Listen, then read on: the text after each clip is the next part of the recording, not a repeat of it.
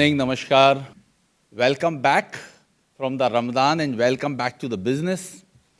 A long month has been with the celebrations, sacrifices, the holy prayers, business together, networking. And now today, we are blessed with our chief guest, Mr. Suresh Prabhu. The Union Minister has been for 10 segments of the ministries of the Government of India. In the guest of honor, we have Mr. Anilji, the IAS officer. There are many things to talk about. The Board of Governors, Mr. Ramesh, with us, all the Ibpc veterans today in this hall, the auditorium.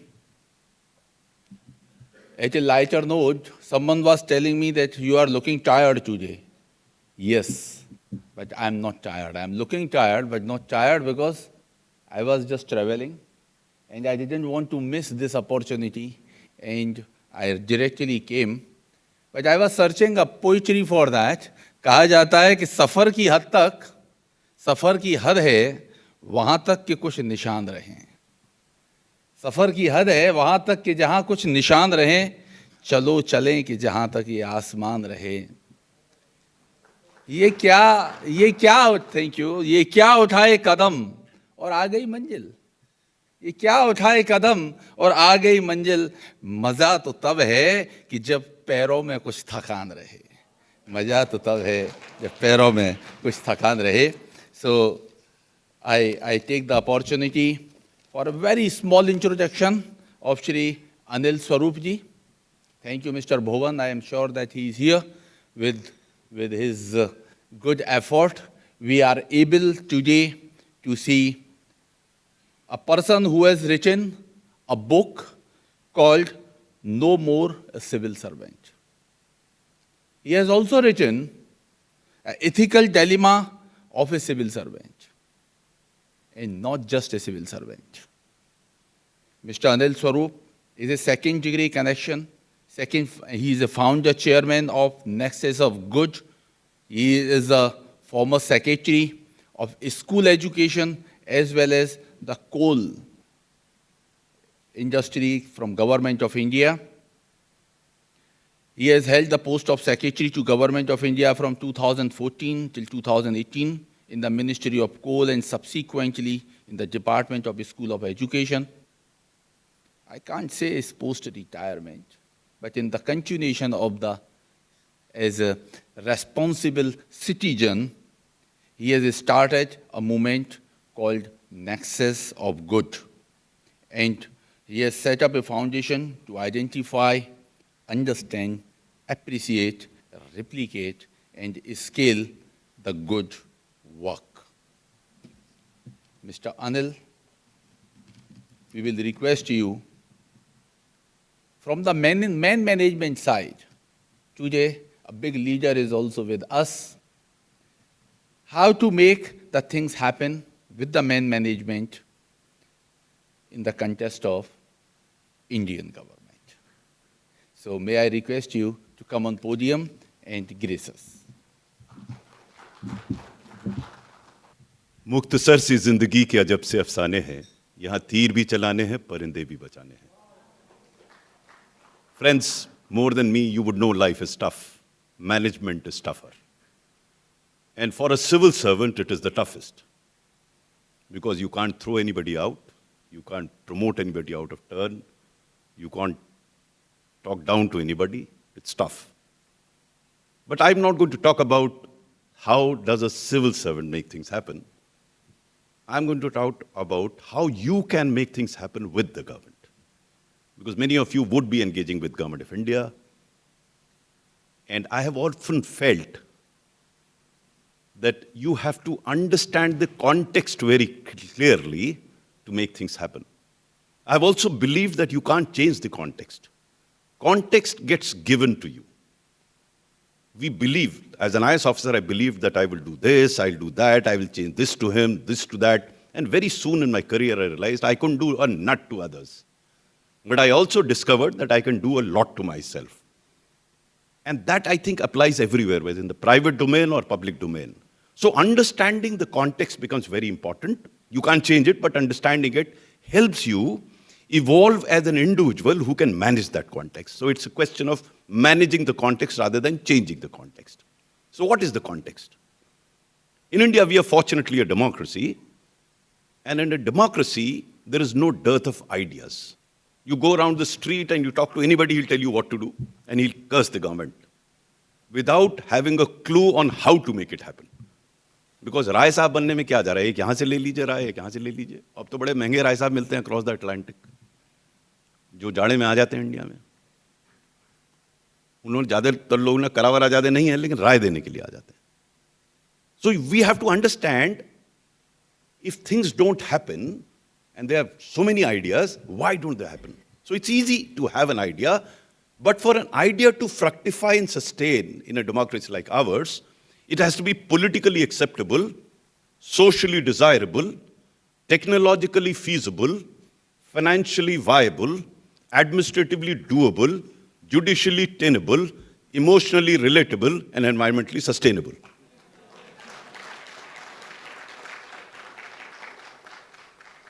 Now let me explain some of these. Explaining the whole thing will require maybe 24 hours. But let me explain some of them. What exactly do I mean with all this? And then you'll be able to understand the context. And if you understand the context, you will know how to wade your way through that, those difficult channels. The first one is a political one.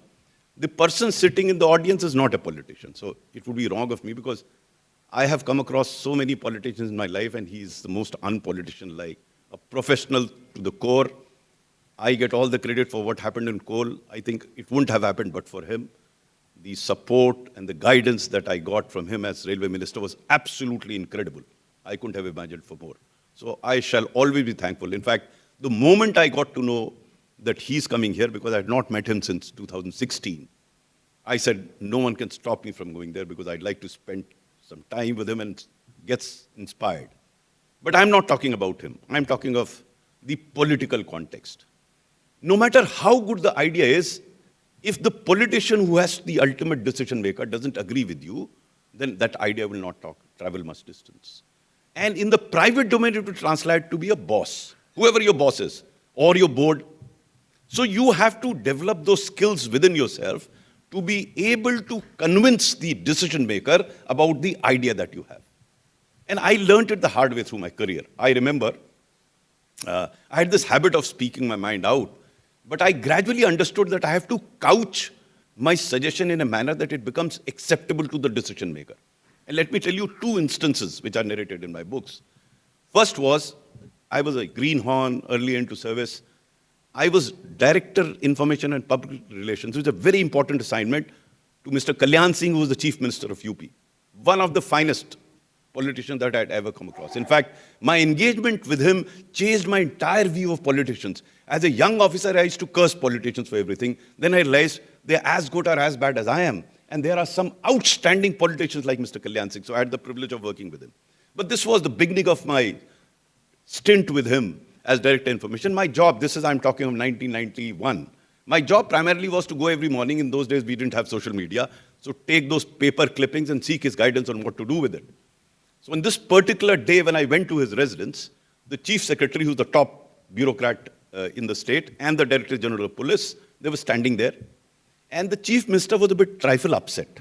So as usually happens, I stood with folded hand beside the Chief Secretary. And the conversation was about public meetings in a by-election. A by-election had to happen in Etawah. There were 7 meetings lined up, and Mr. Kalyan Singh was not well. So he was a bit agitated. ये किसने लगा दी 7 meeting, आखिरी 2 meeting cancel कर दो. मेरी तबीयत ठीक नहीं है. So as soon as he said that, both Chief Secretary and DGP nodded their heads. Yes sir, आपकी तबीयत ठीक नहीं है, आप नहीं जा पाएंगे. अब मुझसे रहा नहीं गया. मेरी आदत खराब थी शुरू से. तो मैंने कहा सर वैसे तो आपका ये राजनीतिक प्रकरण. I hope everyone understands Hindi here, because translation won't convey the right message. वैसे तो सर आपका ये राजनीतिक प्रकरण है, लेकिन सर कुछ दिन पहले मैं डिस्ट्रिक्ट मैजिस्ट्रेट था. तो जब चीफ मिनिस्टर आते हैं सर, बड़ी तैयारियां होती हैं, लोगों को आशाएं होती हैं, अपेक्षाएं होती हैं. तो सर आप चाहे 2 मिनट के लिए जाइए, बोलिए मत, हाथ जोड़ लीजिए, लेकिन जाइए जरूर. उन मेरी तरफ घूर के देखा, मैं जा सकता हूं. जैसे ही उन्होंने कहा, chief secretary started nudging me to keep quiet. मैं चुप नहीं हुआ। मैंने कहा साहब मेरी तो राय है, बाकी आप जैसा ठीक समझें। चीफ सेक्रेटरी और जोर होगा। फिर 10 सेकंड कोई नहीं बोला और चीफ सेक्रेटरी कंटिन्यू टू नच मी, कहीं बोलना और ना बोले और ना बोले। 10 सेकंड बाद again Kalyan Singh ji look towards me, this time with a smile. He tells me, हाँ अनिल जी आप सही कह रहे हैं, मुझे तो जाना चाहिए वहां। जैसे ही उन्होंने कहा, चीफ सेक्रेटरी ने एकदम हाथ नीचे किया, हाँ सर बिल्कुल सही कह रहा है। Now, I had clean forgotten this. I had forgotten this. In my book, I have narrated this, but not on the day, because I used to write a page every day in my diary. On that particular day, I have not written anything. A few years down the line, Mr. Kalyan Singh became Chief Minister again of you. तो 3 दिन oath लेने के बाद उनका phone आया, अनिल तुम मिलने नहीं आए। तो he was a trifle annoyed. मैंने कहा सर अभी आप व्यस्त होंगे, अभी आपने टेक ओवर किया है, आप जब समय देंगे मैं आ जाओ। नहीं अभी आ जाओ। मैं चला गया। कमरे में घुसा जैसे में उन्होंने कहा, अनिल मैं तुम्हें अपना सेक्रेटरी बनाना चाहता हूँ। Bye that time I had got promoted. मैंने ठीक है सर। बोले पूछोगे नहीं क्यों बनाना चाहते हो? मैंने कहा आपने सोच समझ के निर्णय लिया होगा। नहीं बैठो बताता हूँ। मैं बैठ गया सोफे पे। फिर क्या कहते हैं, तुम्हें ये याद है, ये याद है? I had forgotten it, the guy had remembered it. So I had a great time with him, and gradually I was learning the art of communicating with politicians. पहले 12 साल 15 साल I used to fight with every politician, because not fault with them, fault with me. I was not able to understand. I was then trying to understand कि मैं उनको तो change कर ही नहीं सकता। मैं कॉन्टेक्स्ट को, I was under the mistaken believe कि मैं करूंगा, but then I understood it, and then what happened, see miracles happened. So I become secretary को government of India sir, when you were there. First meeting with Prime Minister Modi, and the Power Secretary makes a presentation, 6 slides. In all those slides, he says, problem of power sector is because of coal, this problem also because of coal, this problem. At the end of those 6 slides, Mr. Modi first comment to me, turns towards me and tells me, Anil ji आपने देखा, आप कोयले की स्थिति सुधार दीजिए, देश की आर्थिक स्थिति सुधर जाएगी। These are his exact words. अब मेरी आदत मजबूर। मैंने कहा सर लेकिन अब तरीका बदल गया था। देखिए मैंने कैसे कहा उनसे, मैं अब सबसे जब स्टार्ट करता हूं कन्वर्सेशन तो सहमति से करता हूं। तो मैंने कहा सर मैं आपसे सहमत हूं, लेकिन शायद सर इस पे विचार करना होगा कि क्या पावर की समस्याएं कोयले की वजह से हैं? क्या सर हमें इसे कॉम्प्रिहेंसिवली नहीं देखना होगा? अब उन्होंने मेरा शब्द कॉम्प्रिहेंसिव पकड़ लिया। अब देखिए क्या होता है उसके बाद, वो पीयूष गोयल जी की तरफ मुड़ते हैं, वो हमारे मंत्री थे, पावर मिनिस्टर भी थे, कोल मिनिस्टर भी थे, और उनसे उन्होंने कहा कि पीयूष जी, अनिल जी सही कह रहे हैं, इसको पावर सेक्टर को आपको कॉम्प्रिहेंसिवली देखना होगा। उन्होंने तो एक सेंटेंस कहा, मेरा तो सिक्का बन गया। अगले 2 साल पीयूष गोयल जी ने मुझे बिल्कुल परेशान नहीं किया। उनको गलतफहमी थी कि मैं मोदी जी के नजदीक हूं। ये गलतफहमी कई लोगों की थी, उसका मैंने बड़ा लाभ उठाया। अब सर जानते हैं कि मतलब वो इतने बढ़िया आदमी है। Piyush Goyal ji is one of the finest ministers I came across. वो कभी कभी नाराज हो जाते थे, वो अभी भी कभी कभी नाराज हो जाते। मैं उनसे अक्सर कहता सर क्यों गुस्सा करते हैं आप? वो मेरी बात सहमत हो जाते थे, फिर गुस्सा हो जाते थे। फिर क्या हुआ, मैं कोल में काम करता रहा। कोल में मुझे याद है कि जब मैं इसलिए बता रहा हूं कि आप कॉन्टेक्स्ट में कैसे समझता था। जब मेरी कोल में पोस्टिंग हुई तो आई rank up A friend of mine. मैंने कहा बॉस ये सेक्टर कैसा है? तो उसने जवाब तो दिया नहीं, मुझसे कहने लगा गैंग्स ऑफ वासेपुर देखी है क्या? समझ गया। Sometimes questions answer your question. तो फिर by God's grace and thanks to total support from people like Mr. Prabhu. That's why I really admire him. We sorted the coal mess. From acute shortage in 2014, we were toying with the idea of exporting coal to Bangladesh. And now I don't have time to explain how that happened. I would not do that. But management had a lot to do with it. For the simple reason, when I became coal secretary, I remember having walked into that room of coal secretary where my predecessor was sitting behind piles of files. And it was like walking in a graveyard. The CBI was after officers, after files, and no one wanted to take or recommend any decision on the file. Total apprehension, total fear. Now, how do you change that? For me, it was one of the biggest challenges of my career. So first was to gain the trust of my officers. Fortunately, I had this reputation of protecting officers. I had put in 34 years of service, so everyone knew कि अगर किसी की bona fide mistake होगी तो ये घर तक जाके उसको प्रोटेक्ट करेंगे। That helped. एक मुझे याद है कि एक joint secretary, he came to me with a file and I signed it without reading it. अरे सर आपने फाइल नहीं पढ़ी? मैंने कहा यार देखो ऐसा है कि तिहाड़ जेल तो तुम्हारे साथ ही जाएंगे, अकेले तो जाएंगे नहीं, तुमने सोच समझ के लिखा होगा। वो आज तक मुझे कोट करता है, सर उसके बाद से मैं तो फुल स्टॉप कॉमा सब देकर लाता था, आप तो पढ़ेंगे नहीं, मैं ही पढ़ लूँ उसे. So the gaining of trust, to me, I have always felt, in India there is an attempt to make specialists out of IAS officers, and I'm totally opposed to it. Because I tell them the problem with the civil service in India is not expertise, it is attitude. You can outsource expertise, you can't outsource attitude. So that is what you got to work on. And if you have the right attitude, you will be able to manage men and women. So the key is, whether it's public or private sector, when you go up the ladder on the top, you're not an expert. Is Andhra Nui an expert on Pepsi, formulation on how Pepsi is made? Or Ratan Tata used his engineering capabilities to run the company? No, it's all man and women management. So that's what you got to be good at, and you can't do that until you have the right attitude. So again, to cut a long story short, the coal problem gets sorted out. So from sleeping in the office in the beginning of my career to about having only 45 minutes of work, because I had always believed that I have to make myself totally redundant and let the systems take over. In fact, the systems that we put in place on coal block auction are valid and relevant even today, 10 years down the line. I had become redundant. So I used to go to PMO and tell them, sir, आप coal ministry को wind up कर दीजिए. तो एक दो बार उन्होंने सुना, and then probably they were looking for the most uneducated, illiterate civil servant to be made Education Secretary, Government of India, and they found that in Mr. Anil Swarup. So I was promptly made Secretary, School Education, Government of India. So I thought I am coming out of dark dungeons of coal mines to the bright lights of school education, and to my utmost horror, I found that the mafias of school education were much worse than the mafias of coal. In coal, all the mining was underground, mafias were overground. In education, all the mafias are underground, eating into the essentials of Indian society. It's much tougher.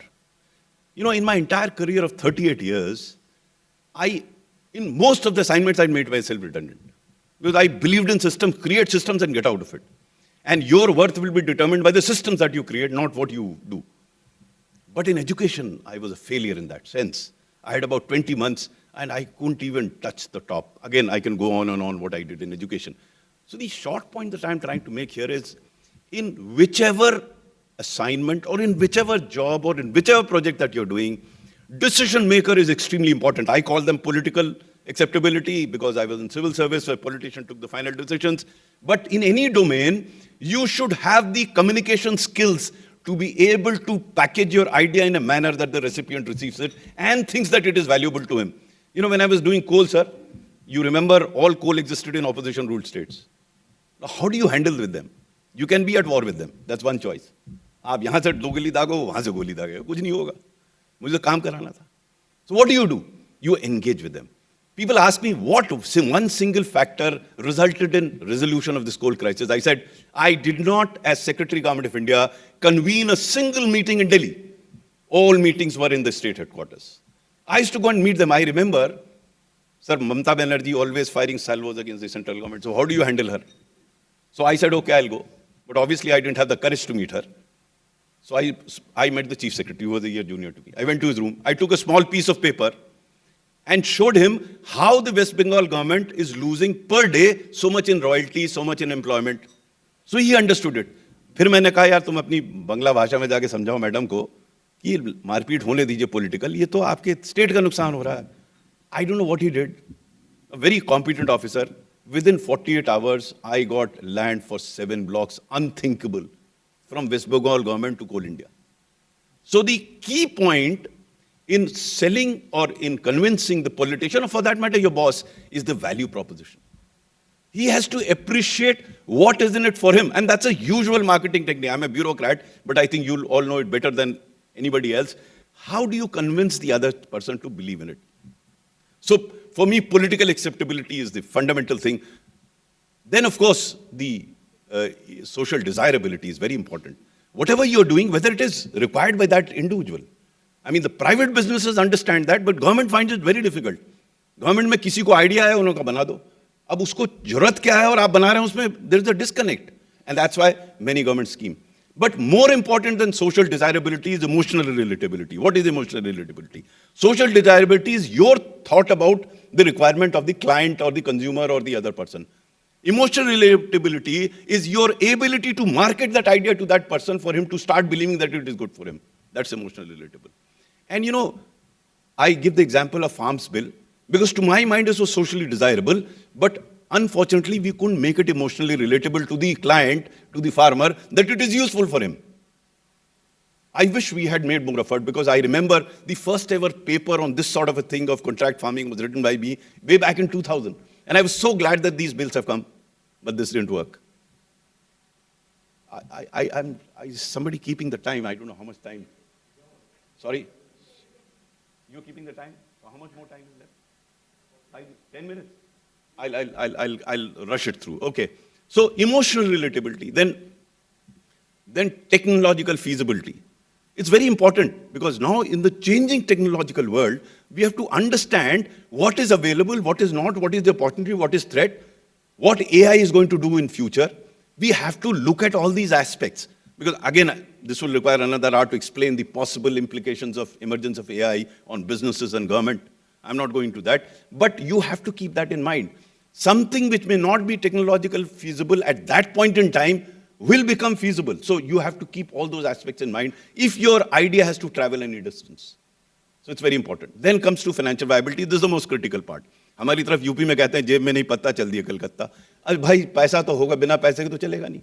But if you have a good idea, and that I discovered in India, in my service, that if you have a good idea and if you can demonstrate the efficacy of idea on a small scale also, then money will flow. I was doing a scheme called, I'm digressing a bit, scheme called Rashtriya Swasthya Bima Yojana, arguably the biggest health insurance scheme in the world, which has now morphed into Ayushman Bharat. And I must narrate this incident to you, because that was my last meeting with Mr. Modi. I was Secretary School Education, and I get a call from Principal Secretary Prime Minister, Anil, तुम जरा शाम को आके प्रधानमंत्री जी को health insurance के बारे में बता दो. मेरे साहब, मुझसे क्या मतलब हेल्थ इंश्योरेंस? अरे तुमने एक बड़ी अच्छी स्कीम चलाई थी आरएसबी भाई, वो हम लोग चाहते हैं वो रहे स्कीम और इंश्योरेंस हो, लेकिन जब भी हम मेंशन करते हैं प्रधानमंत्री जो नाराज हो जाते हैं, वो कहते हैं तुम लोग इंश्योरेंस वालों की क्यों हिमायत कर रहे हो. तो मैंने कहा साहब मेरी डांट पड़वाएंगे, आपको तो पता नाराज हो जाते हैं. नहीं तुम कोशिश कर लो. फिर मैंने कहा मेरा लोकल स्टैंड है क्या? बोला ऐसा है कि आज हेल्थ का है रिव्यू, हम एजुकेशन का भी रखा देते हैं. तुम होगे वहां पर, अगर प्रधानमंत्री तुमसे पूछते हैं तुम बता देना.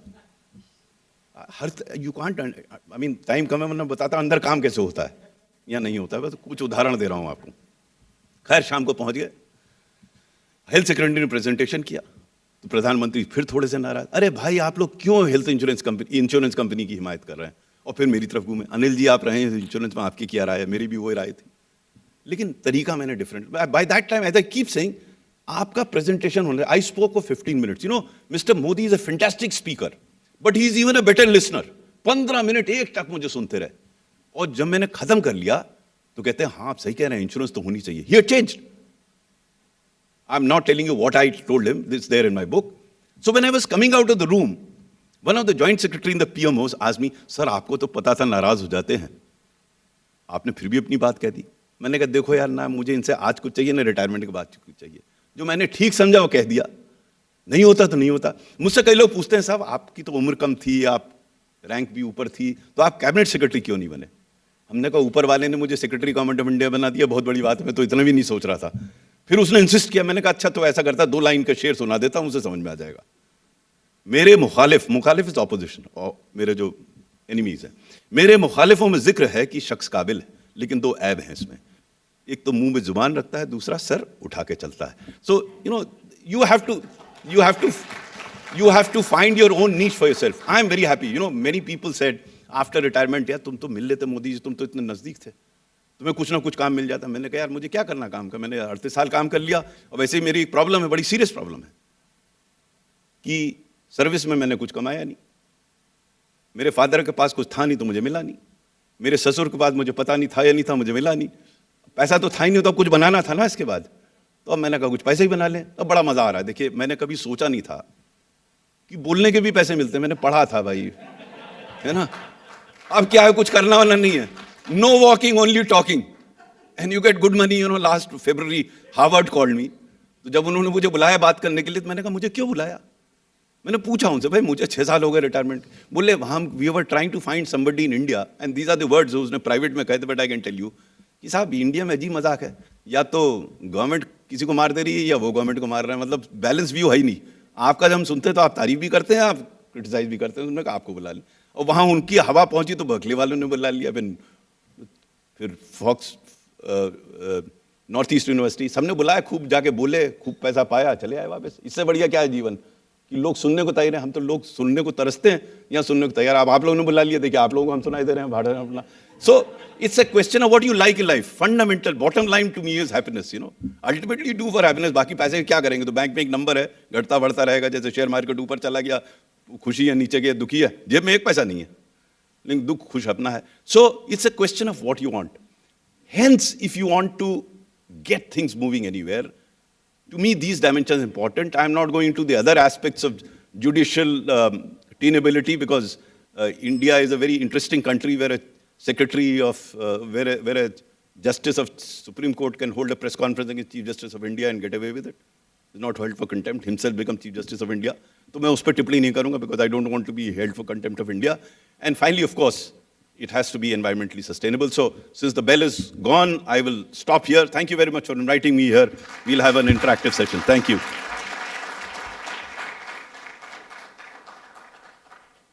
Things together. Thank you so much, sir. बिल्कुल शब्दों की बौछार, विचारों के प्रतिकार और सरकार के अच्छे अच्छे उपकार और अनाचार सभी का व्यवहार यहाँ पर आपने जो प्रकट किया, really remarkable. Within the 10 minutes, 15 minutes, you have given the entire snapshot. But the point which came up that you said after the remunerating job, you have started talking and earning. Fortunately or unfortunately, हम भी यहाँ निशुल्क सेवाएं दे रहे हैं और आपसे भी निशुल्क सेवाएं ले रहे हैं। But certainly, this forum today has ignited a very friendly and family environment. The way you have opened the forum, sir, thank you again. And we will be inviting you again back because many of our veterans are looking the faces that there is no Q&A, so that we will be doing that inshallah. So now I will like to invite a global thought leader, the policy strategist and sustainability advocate. We know Mr. Suresh Prabhakar Prabhu, not just today, from the decades, entire his political career, but very few might be knowing that he is a chartered accountant from Institute of Chartered Accountants of India. He is LLB. From Mumbai University, Mr. Prabhu is commerce graduate. And presently, he is pursuing PhD.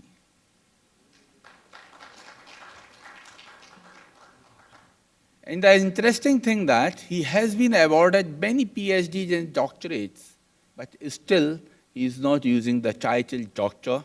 And that is the inspiration for many, many people that he is pursuing in climate. And then probably, I think it can be hidden. I don't know that.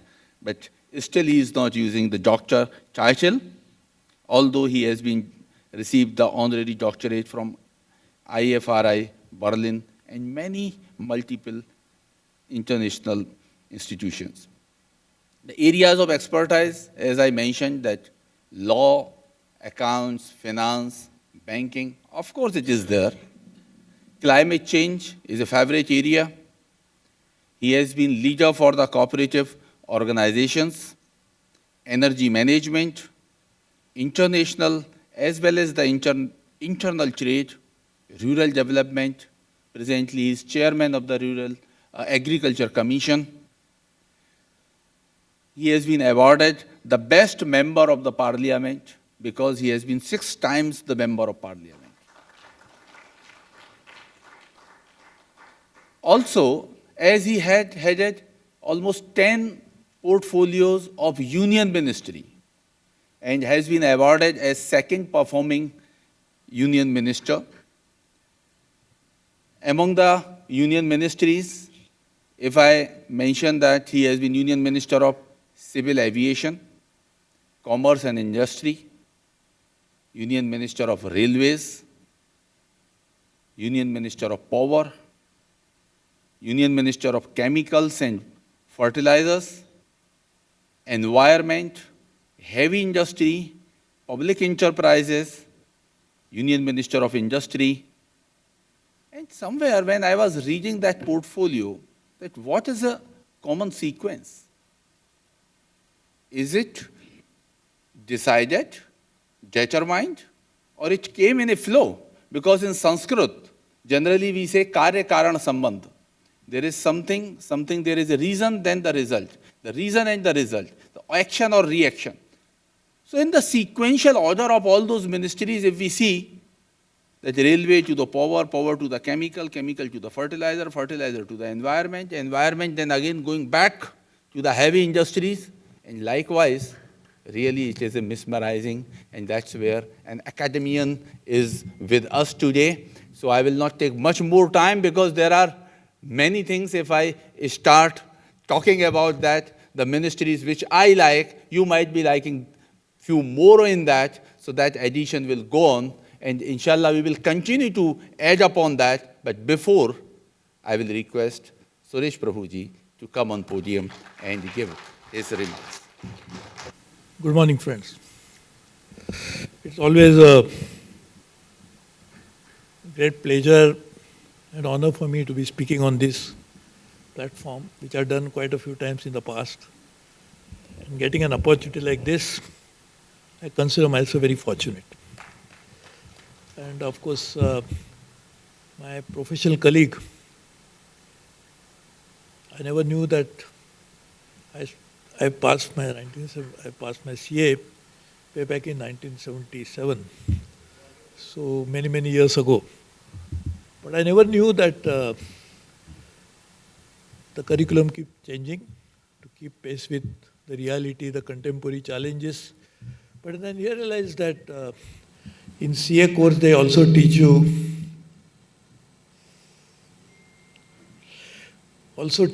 poetry, literature, till I heard him. And then I was knowing that he is living up to his parents' expectation when they named him as Sahitya. So therefore he is actually projecting his personality through the words and the literary expression. So I really thank you for inviting me.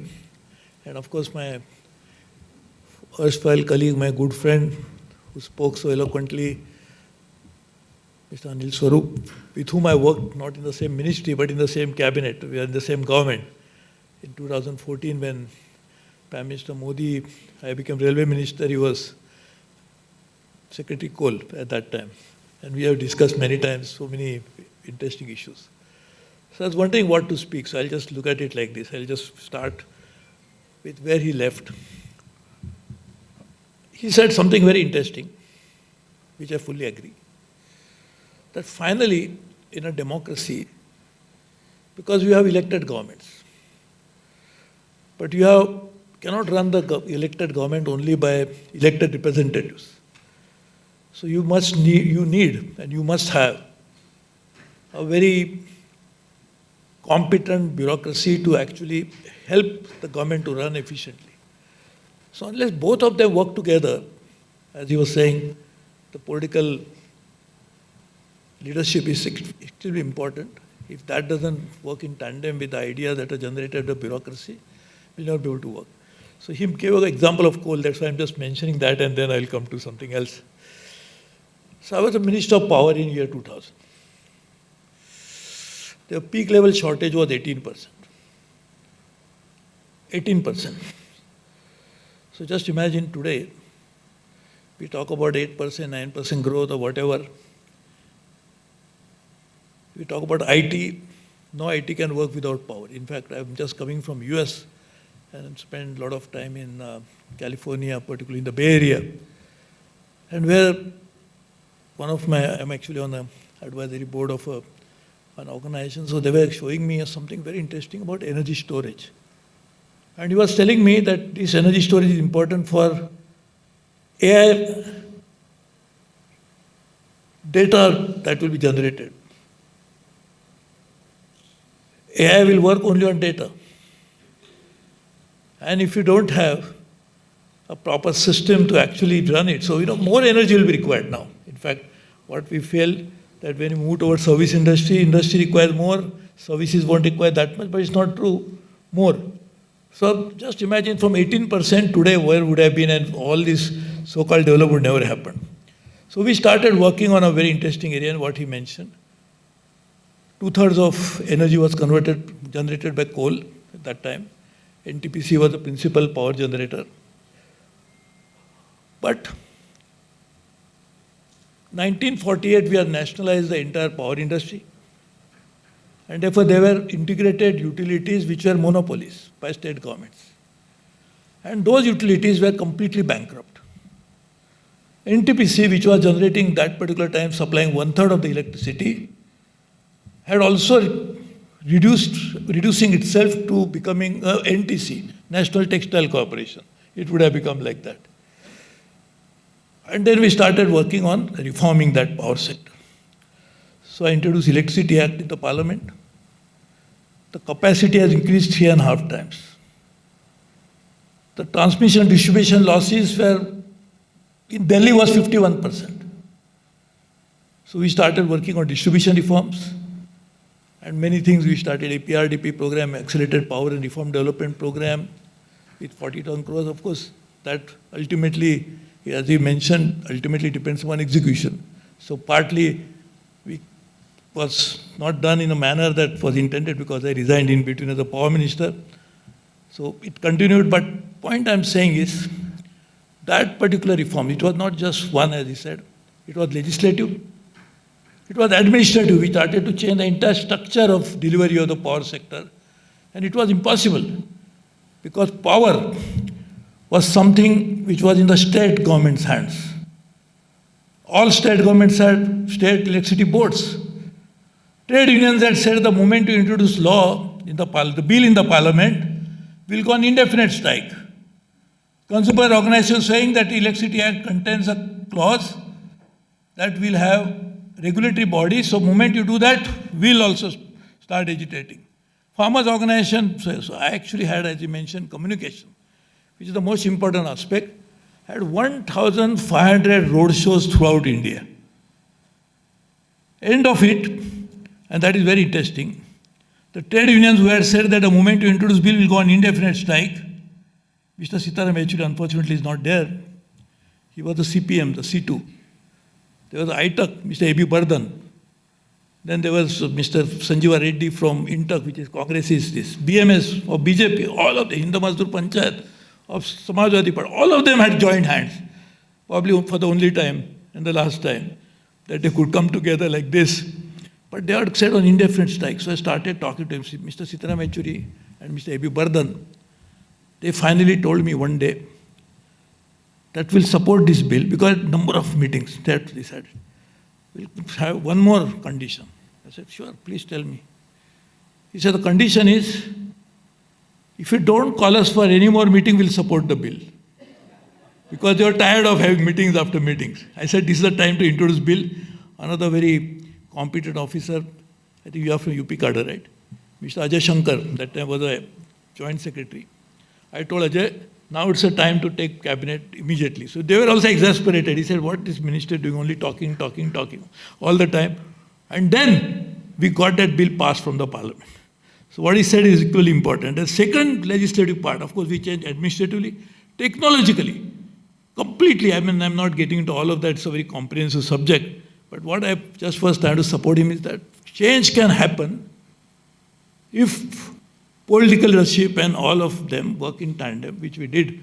I had so many meetings with farmers' organizations, so many meetings with consumers' organizations, all state governments. They were all opposed. So I had to go and meet the chief minister, and that was the only time we stopped free power in India.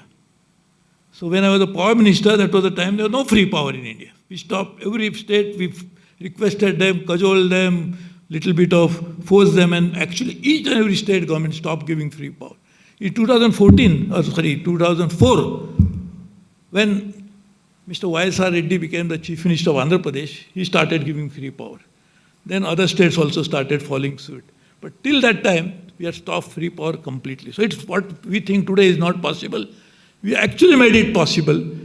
What we think the farmers' organization will not accept, we made it acceptable. Consumers' organization, trade unions, it all matter of, as I said, communication.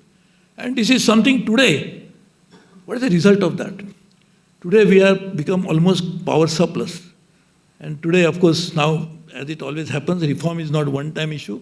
You have to constantly keep your eyes on the ball and still working. And therefore, now again, the shortages will come if you don't work immediately. Another interesting thing, there's a law that is energy conservation law. India's energy intensity used to be more than 1. So if you want to add 1 GDP, we have to have more than 1% point of increase in it. Today it has improved by 25%. So just imagine, now we can produce same economic output with almost 25% less power. So that's energy intensity. So all of that happened thanks to that energy conservation law. But going into that, so governance is something, and as Mr. Chaturvedi was saying, I had to deal with one of the most difficult ministries. So I don't know which one was more difficult, which one was less difficult, but I was always, if you are made a rector or a dean of a reform school for a child who are not working well, then what would be the plight of that? That's what I did. I dealt with 10 different ministries of different types. All had cabinet night from this, many, but so now I'll just come to something which is a challenge to all of us today. It's a changing global scenario. As we all know, the US is the most dominant power of the world. It's the biggest economy. Its military might is unmatched, at least as of now. Technologically, they are far more superior. And over a period of time, they became virtually like, they took upon themselves the responsibility of running the country, running the world. US has more than, I don't want to give the number, but huge, there may be few hundred military bases outside of US. No other country has even 5% of that. So that's a huge might of US. And therefore US, what they say, ultimately becomes the law. Because anyway, wherever you say that a person might is right. And therefore, today US is now changing the entire global landscape. They already put the entire trading system to peril. We had a very interesting and very institutionalized mechanism called WTO, World Trade Organization, which was created to regulate trade. And it worked very well. In fact, after WTO was created, the global trade increased by several times. And in fact, global trade was always growing at a rate higher than global economy.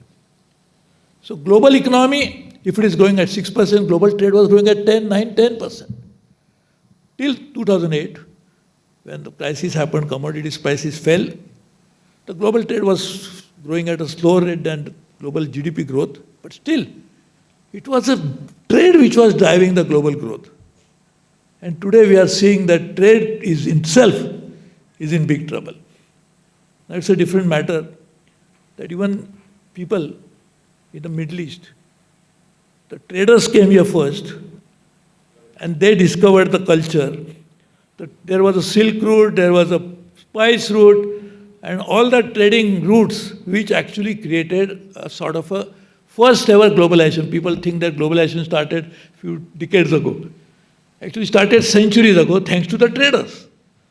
So when the trade stops, we have a big problem. The trade is not just going to affect economy, but will affect so many other ways that we deal with each other. So trade is not only in goods. So US claims that they have a huge trade deficit, which is they have $1.1 trillion of trade, not only trade, but current account deficit. So just there is a difference between trade deficit and current account deficit. So US has actually a current account, they have a services export surplus, which the president has not talked about. He said we have been taken unfairly because all our trading partners are earning more from us and we are losing. But US is a service economy.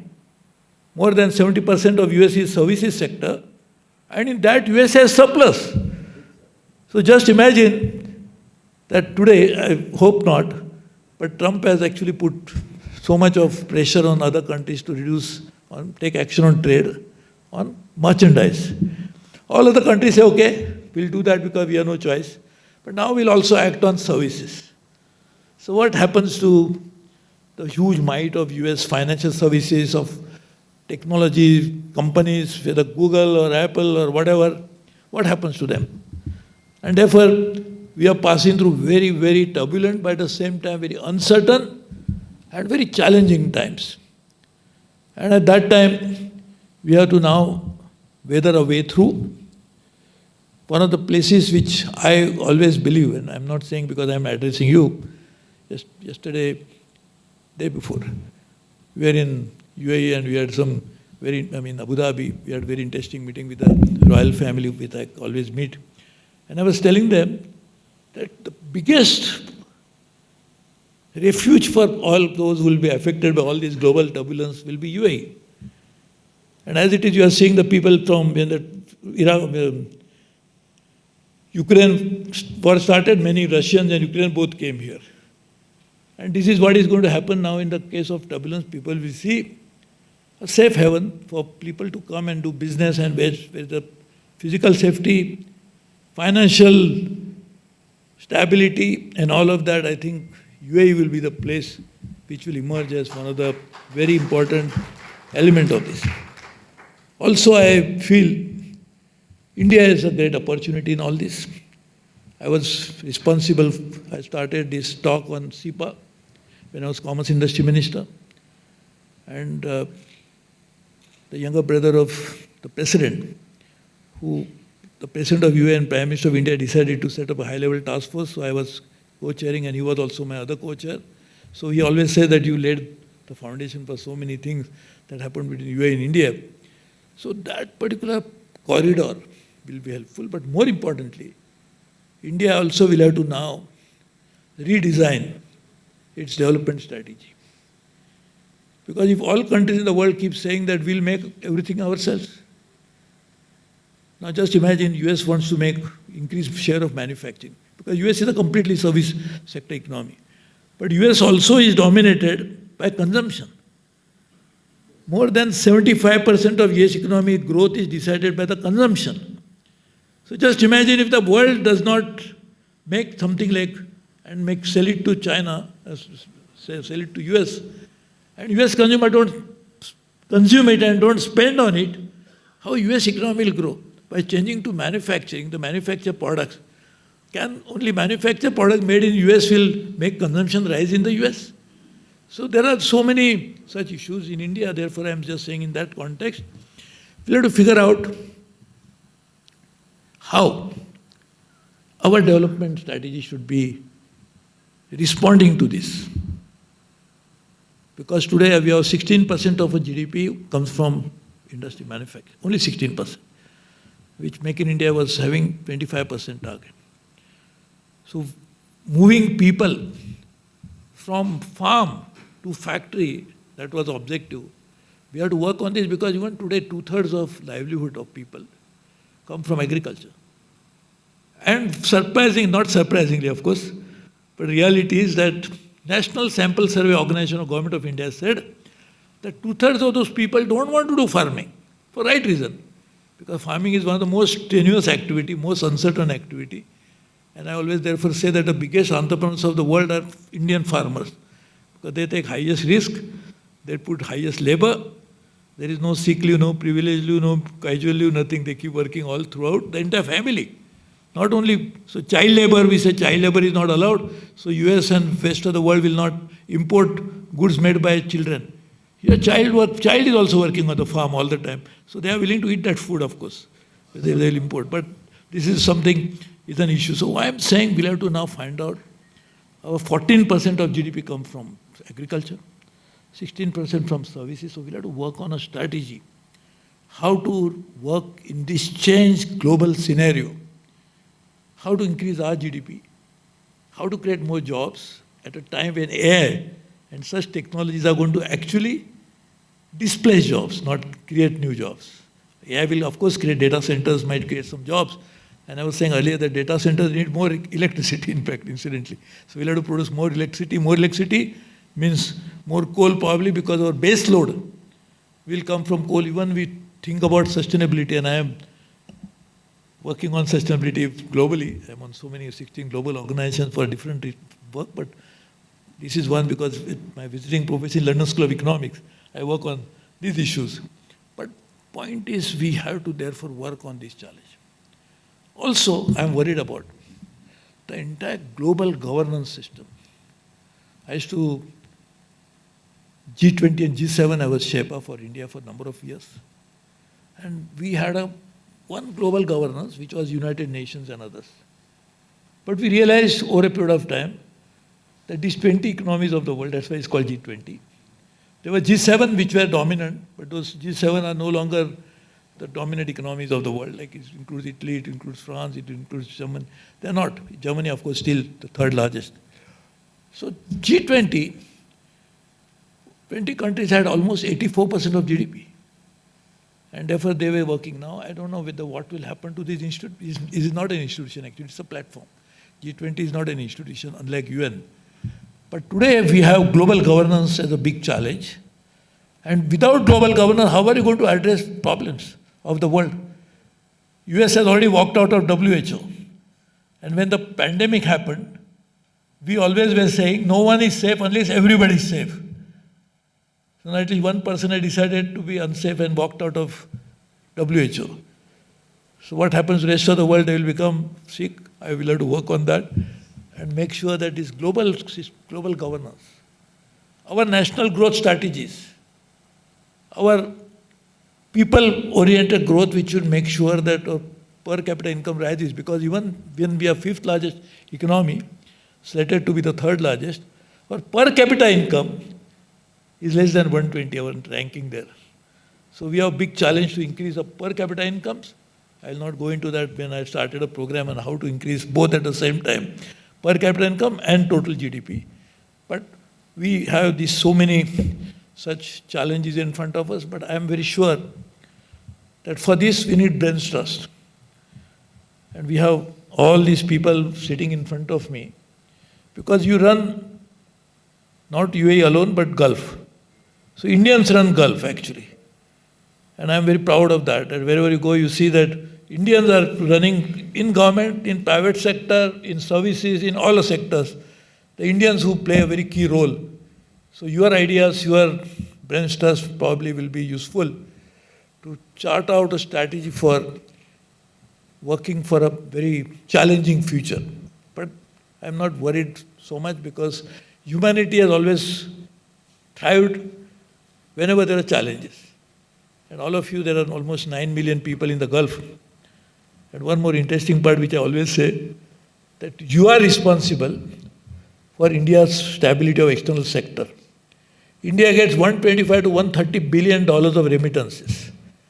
And if we don't have remittances, what would have been India's current account deficit? Because we already have a trade deficit. So this absence of these $120, $130 billion coming into India, our rupee, what would it would have been? So just imagine, you are the providers of stability to India's external sector by sending money back home. And that money never goes back. The money that our people, expats who send back to India, it is used for consumption, for investment. Unlike that, when you have FDI, they will send back dividends, they'll send back license fees. So over a period of time, some of the earlier FDI in India, they have sent more money out than the money they brought in.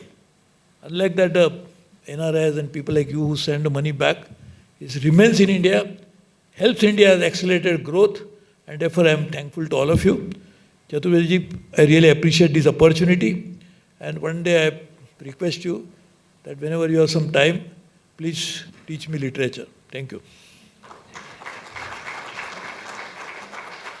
May I also request Mr. Anil Swaroop to come on podium and open up a forum of few questions. I know the clock is running and it's the business day, but still it will be, if 2 or 3 questions we want. Mr. Swaroop, I am an investor in Coal India for last 15 years.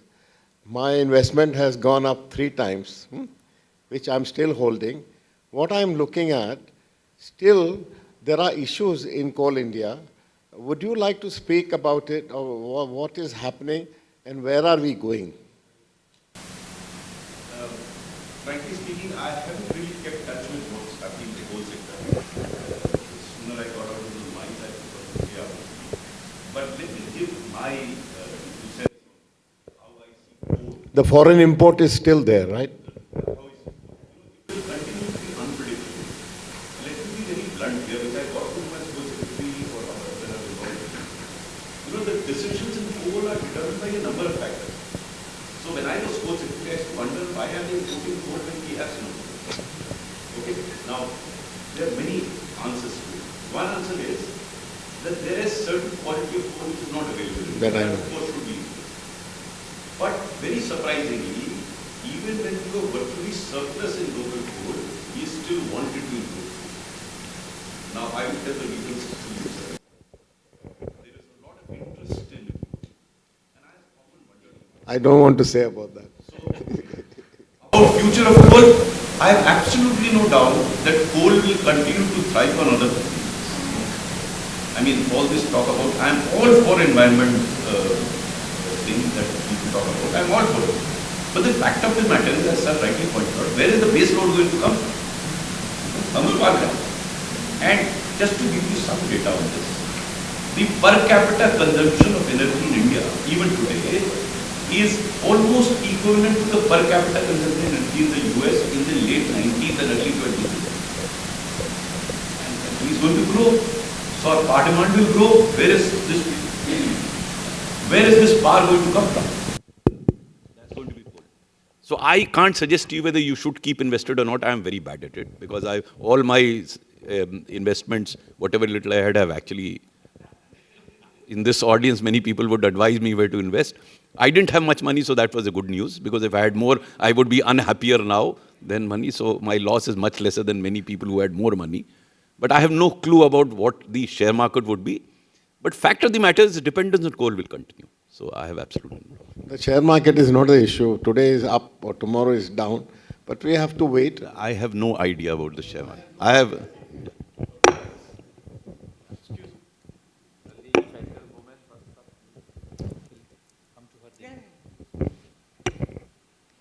A very good morning to the distinguished guests and everyone in the room here today. It's an absolute privilege and pleasure to be here.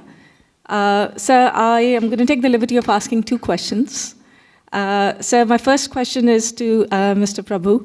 First of all, sir, thank you for sharing some very eye-opening stories of the reform that you've undertaken, very sustainable reform that you've undertaken in the coal sector. My question is about how do you think India can balance its relationship with the global powers while trying to safeguard its personal growth ambitions? And sir, my second question is to Mr. Swaroop. I must say, sir, this is not the first time you're going to be hearing this, but what an inspirational speaker you are. I think hearing you live has been quite an experience. So thank you for that.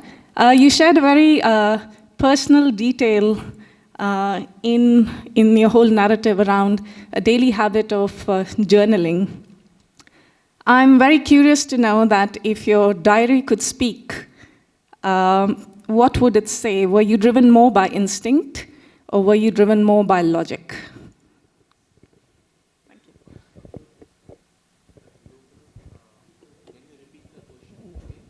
So the question to you was around how do you think India can balance safeguarding its growth ambition while taking a balanced stand with the global powers, in this changing geopolitical landscape? See, basically, why we want economic growth? What is the reason? The driving force for increasing economic output, to increase, of course, provide livelihood, provide jobs, but also to improve livelihoods of people, improve life standards of people. So when you lose natural capital, whether it is air, whether it is land-based air pollution or whether it is water, the quality of life of people deteriorate. So if you think it is not a choice that whether we should care for environment or not care for environment, you go and ask any ordinary person in any part of the world, he may not knowing the jargon of climate change, he may not understand greenhouse gas emission, he won't understand the so-called degradation of environment. You go and talk to people in Delhi and ask them, what do you want more? He said, please give me clean air quality. So ambient air quality is important. So if you to go and talk to a fisherman, my 4 Lok Sabha elections were from a coastal area, which is Maharashtra. So and of course I was member of parliament from Andhra Pradesh, which again had a big coastline. So actually, if you talk to ordinary people, they will definitely want economic growth, no doubt about it. Who will say don't want economic growth? But not at the expense of losing natural capital. So therefore it's not a question whether we should have this or not have this.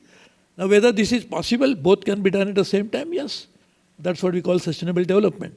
Like if we change the energy mix of India, which we are doing in a very rapid way, or not India alone, but for the world, and the International Energy Agency, which is the OECD agency based in Paris, has already said that known technologies are enough to change adequately the energy mix of the world. Now, of course, when we have energy storage and all other areas coming in, we can even put in more renewables. And till that time, we have no choice because, for our grid to operate, we need base load as well as peak load. So we have something which we need to take. So coal is a problem because it creates greenhouse gases. But what is the choice for India when we don't have other sources of energy coming in? So one way, so to say whether economic growth is necessary, yes, obviously. Whether environmental adherence to environmental concerns are necessary, it is not a question of necessary. Without that, we cannot survive. Like it is always said that we have survived on this planet for several tens of thousands of years. But looks like the way we are going, we may not even survive for next few centuries. Because this once the temperature increase beyond 1.5 degrees centigrade, which is already said by United Nations Framework Convention on Climate Change, there is an IPCC, which is actually the body of scientists only. So that body has already said and only scientists from all parts of the world, it's not developed countries or only Western world saying something like this, and China saying that we are being bullied. It's not that. It's all said, including from China and other countries have said that moment the temperature goes beyond 1.5 degrees, many of challenges will happen, particularly, say, on agriculture. Wheat will not be able to survive. So what happens to that staple crop of the people in India and other parts of the world? Water will not be a problem. So it's not a question of making a choice between A and B. It's really the ideas how to make both work at the same time, and that is possible. It is not something which is, now we have learned that art, or understanding that over a long period of time, since last, at least after the Rio conference that happened, Earth conference, and since then we have really started working on it. So the world knows this. The only issue is political, because the developing countries like India, we say that you give us the money. Because of the historical emissions we started after industrial revolution, the emissions have gone up. And today's weather is changing not because of today's emission, because of past emissions. And therefore you have responsibility for historical emissions. So pay us money, polluters to pay principle. So they don't want to pay that. But that's a political dialogue. But otherwise, everybody knows what needs to be done, how we can work on it.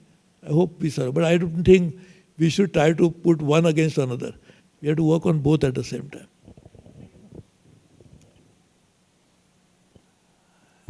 To begin with, I was very impulsive. I don't know whether you can use the word instinct. I was impulsive. I used to react. Gradually, I realized it's serving nobody's purpose. And then I started using reason. And that helped enormously. So I remember that the initial part of my career, I used to get transferred a lot, thinking that it is somebody else's problem. Then I realized I have to change myself. I did. It worked wonders. And the other thing that people ask me is that in your 38 years of career, were there occasions when you were offered something? I built a reputation, such a terrible one, that no one came with a single penny to me. So I'm a loser, so to say, in some ways, and a gainer in some other ways. So it was more impulse to begin with, because I thought everyone else in the world was wrong and I was right. Then I started understanding that I am Even if they are wrong, I can't do anything to them. The journey begins with me and ends with me. So I became selfish. And that's what I tell youngsters when I speak to them, become selfish. Yeah. Good morning, sir. So my question is both to the bureaucrat and the politician. So you brought a reform almost 10, 12 years ago where you said, stop free power.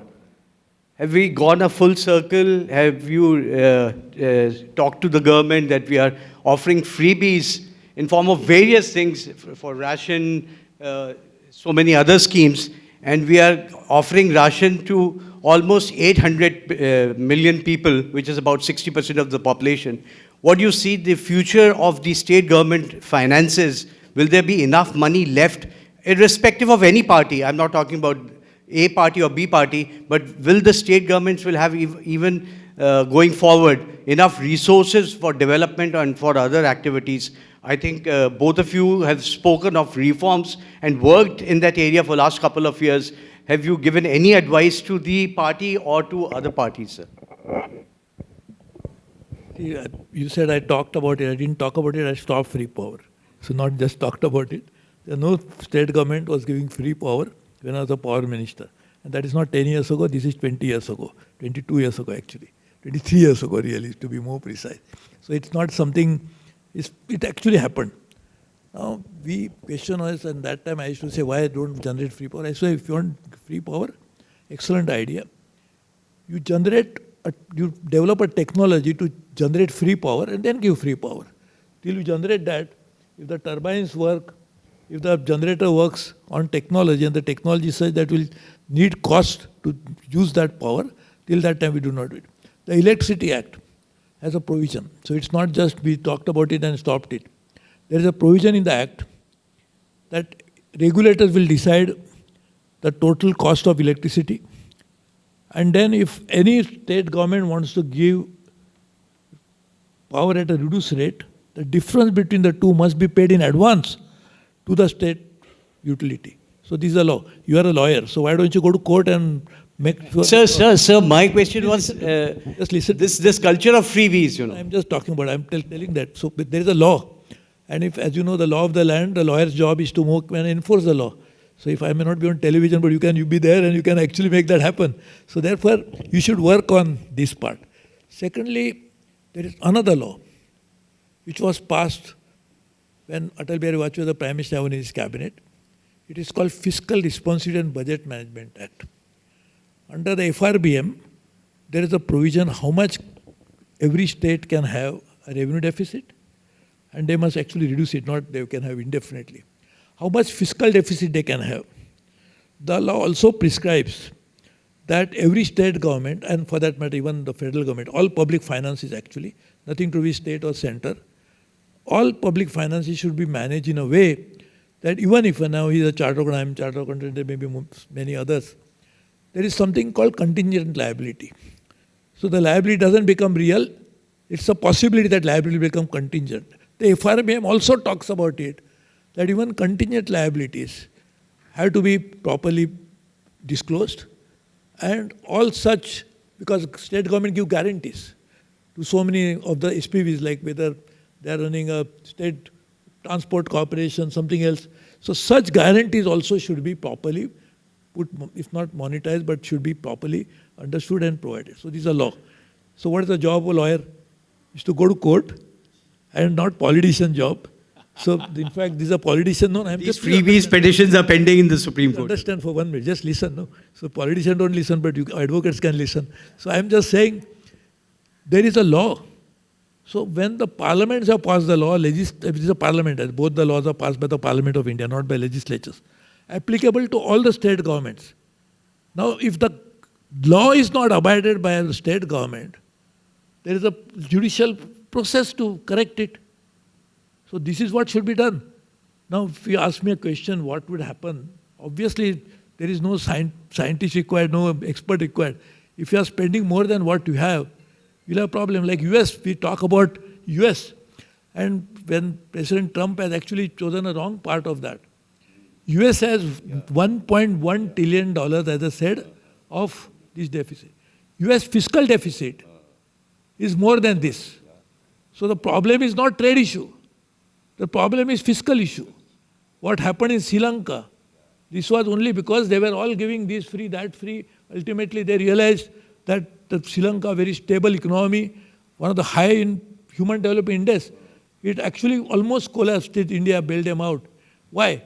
Because this fiscal situation is the foundation on which you can work. And this is not something we have to learn in public finance in the last few centuries. This was the ancient wisdom of everybody. My grandmother will tell me, don't spend more than what you have. So this is what our invention wisdom. So if you are spending more, then there is no need to know what will happen. So there is nothing that a politician has to tell you or a bureaucrat has to tell you. This is something which is known to us. This is a very disastrous path that we are pursuing. Free can be given free only when you have enough resources. If I understand, if Bill Gates wants to give $5 billion a year, but if I start giving even 1,000 rupees every day, I cannot afford it. So this is question of affordability. So this is not a question of politician has to tell you this. So this is something which is the reality of life. Thank you, sir. Good morning. Thank you for coming over to Dubai for this meeting. One critical question which I believe most of the professionals have is the central government perception in the last few years has become that they become more efficient, but they're not supported by that much efficiency at the state level. So what's your perception, particularly in the state subjects like education, healthcare, so these basics are still lagging and I don't see any visible improvement on that. So is it the same perception you have or we are looking at from different perspective? I think this question is more a political background, so if we can pass it. Yeah, one lady is asking, and then we can conclude the Q&A and we'll proceed forward. Thank you, and thank you both for your fascinating speeches and information. Mr. Swaroop, if I can ask you to tell us more about your Nexus of Good Foundation. Just give me 2-3 minutes, I'll explain that. Nexus Good Foundation. When I was a civil servant, I came across some absolutely outstanding people, both within and outside the government. But because of our fondness for masala in India, and perhaps here as well, we are so fond of negative information and news that we believe nation wants to know only negative things. The world has either collapsed or is about to collapse. If all the rascals and the ruffians of the world can come together and make life difficult for us, shouldn't good people come together? This was the question for me. And since I came across absolutely amazing work being done by so many people, I thought, how about creating a platform where good work could be road-showed so that people start believing that good can happen because good is happening. It's not good should happen. Good is actually happening, not getting noticed. Can we create a platform where good could be noticed? And therefore, I would request all of you to join the Nexus of Good. It's very simple. Type Nexus of Good on Google. That's the only platform available. You will find amazing sets of stories, hundreds of them, on the portal, which will inspire you to do even better.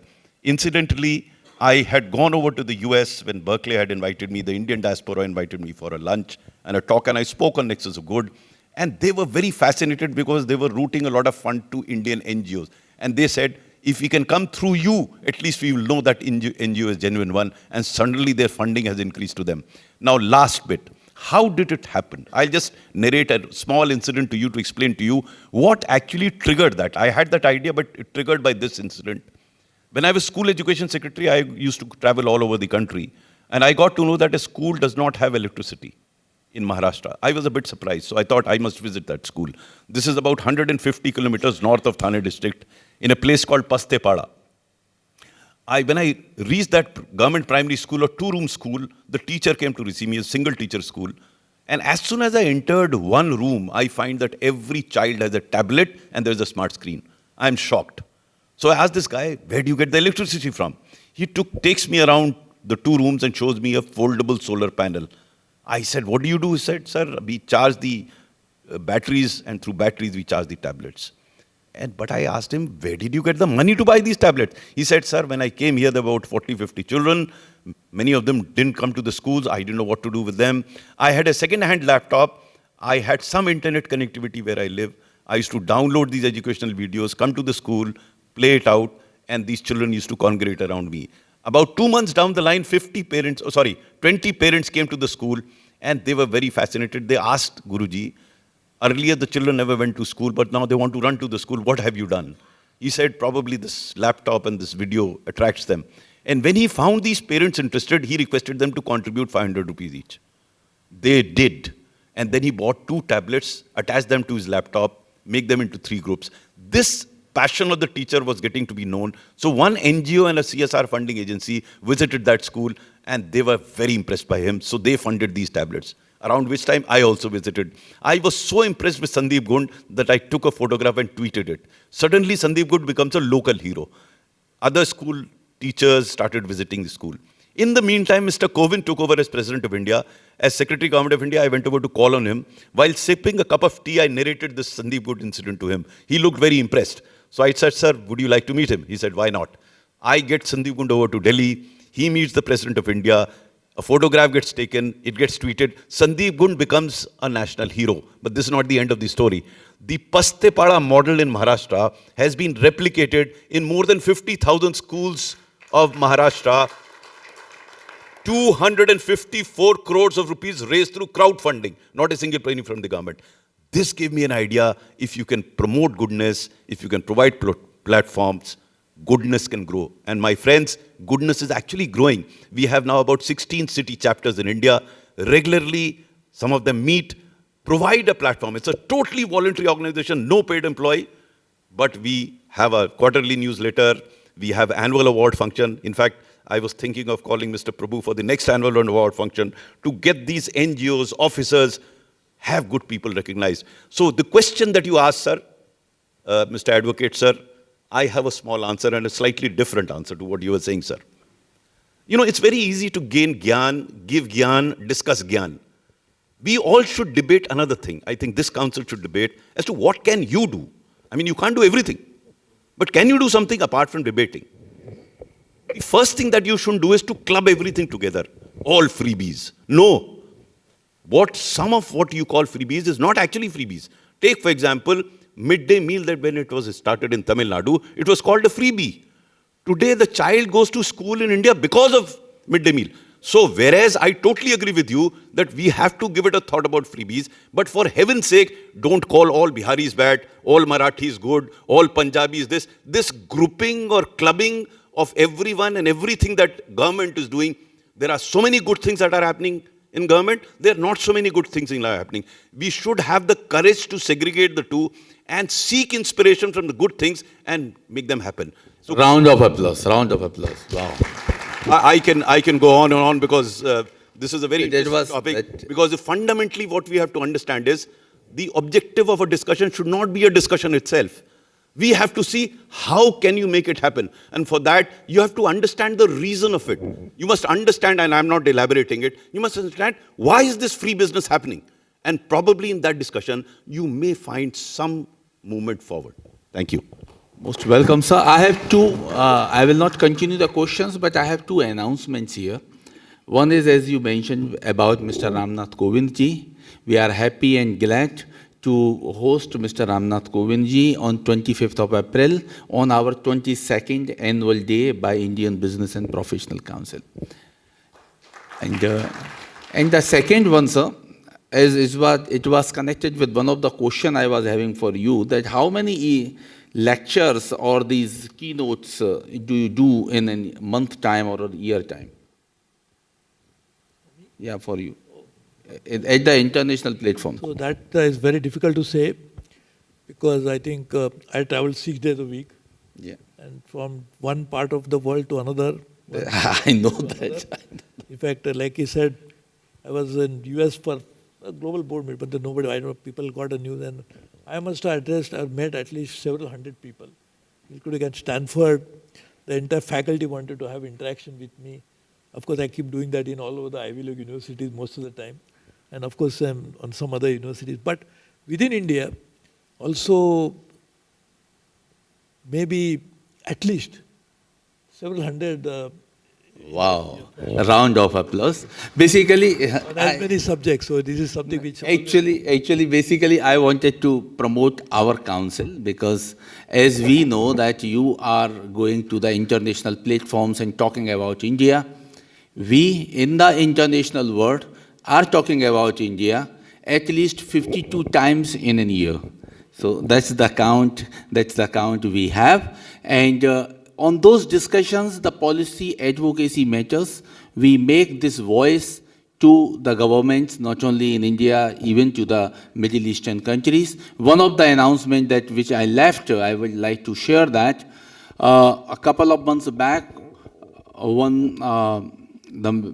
Vivek Tankhwa, a senior lawyer of Supreme Court and member of Parliament in Rajya Sabha, he visited. We had a good fireside chat with him. We discussed few of the matters which are related to the profession, and he has taken it very seriously. He has raised those concerns, and even in the Parliament, lastly on 4th of April, he raised that question about the recognition for chartered accountants in United Arab Emirates. And the written letter he shared just today in morning. So that announcement that our policy advocacy matters, when we talk, the ULAC people are taking directly to the government of India. And yeah, please, sir.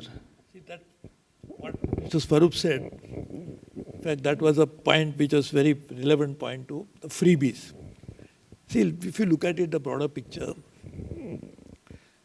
it's a job of government, whether it's central or state government or local government, to spread public good. What is the reason why government collects taxes? It's a job of governments to actually in turn provide something which is useful to people. So even that free power, there's nothing wrong in giving free power. That's why I'm saying we create an institutionalized mechanism whereby don't give free power at the expense of the utility which has a cost to generate power. Now this free food he talked about, and of course, so you said 800 million people, which is true. But we should be doing this in a manner which does not defy the normal, something which is like prudential thinking. So that requires, therefore there is a FRBM, Fiscal Responsibility and Budget Management Act. Within that, everybody, that is, suppose if some people need it, we should give free. For example, otherwise look at medical facilities in the country. How many people can afford it if suddenly somebody falls sick and they are not insured, and we don't have a society like Western world where there are some people get some support because the mechanism. So therefore, in the absence of something like this, we will have a very big problem and challenge. In fact, I don't want to embarrass him, but my dear friend, who is Stephen Cobb, is walking in. He was a Defense Minister of Australia. He was a Minister of Trade and Commerce of Australia, Federal Minister. And Trade and Commerce, the Austrade, has almost the widest possible reach in all other countries. Austrade has office in as many countries as there are countries in the world probably. And he was senior, he would have been the Prime Minister, but he decided to opt out, a sensible person. And therefore now he's working on... he's working on in private sector. And again, as I was saying, he chose Dubai and UAE. He lives in Abu Dhabi, I think. But he chose UAE to be here. So that shows how UAE is an attractive place for everybody. He has just walked in, so I didn't want to embarrass him, but want to also, because not others may know him. So he has just come in. We are going to meet him. Most welcome, sir. Dear friend. Yeah, most welcome. And may I request Mr. Ramesh Mahalingam to take a felicitation first, if you don't mind, for Mr. Suresh Prabhu. Join me for that felicitation. Yeah.